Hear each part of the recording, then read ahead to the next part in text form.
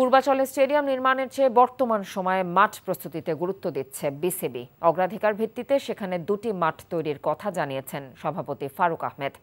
২১ August দায়িত্ব নেয়ার পর থেকেই ব্যস্ত সময় কাটাচ্ছেন সাবেক ক্রিকেটার। মাঠের সংকট কমাতে পূর্বাচলে স্টেডিয়ামের জন্য বরাদ্দকৃত ৩৭ একর জমি পরিদর্শন করেন তিনি। সেখানে দুটি মাঠ তৈরির জন্য পরামর্শ দেন ফারুক আহমেদ।